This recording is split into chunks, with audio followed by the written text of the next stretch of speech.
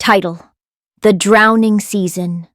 The train to Aokigahara carried the stench of wet ash. Ren hadn't set foot in the village since he'd fled at 16, leaving behind his mother's corpse and the whispers that had dogged her. Witch, baby killer, unclean. Now, decades later, the mayor's letter had found him, a plea scrawled on rice paper, trembling with fear. The river is taking them, just like it took your mother. Come home.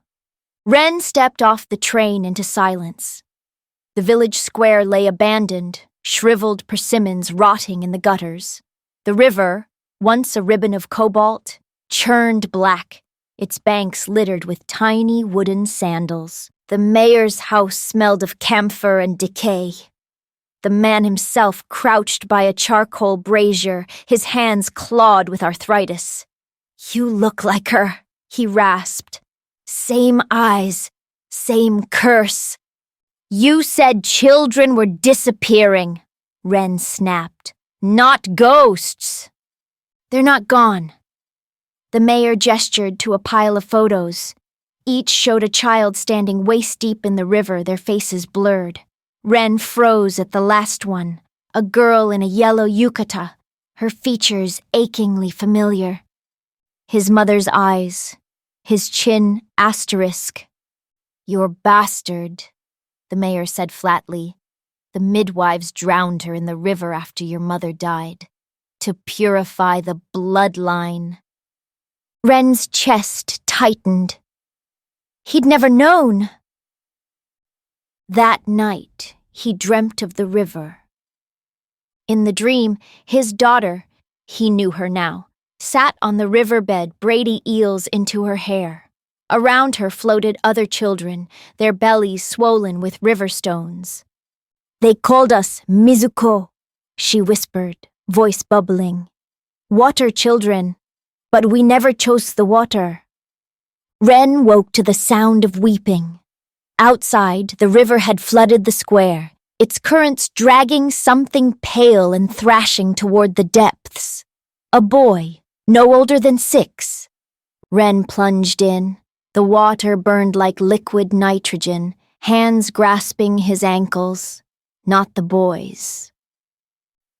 Theirs.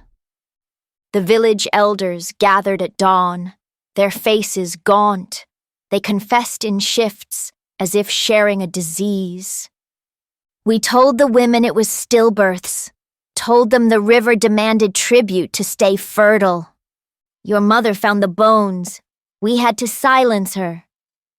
"But the river's angry now. It wants more." Ren's fists clenched. "How many?" The mayor avoided his gaze. 42.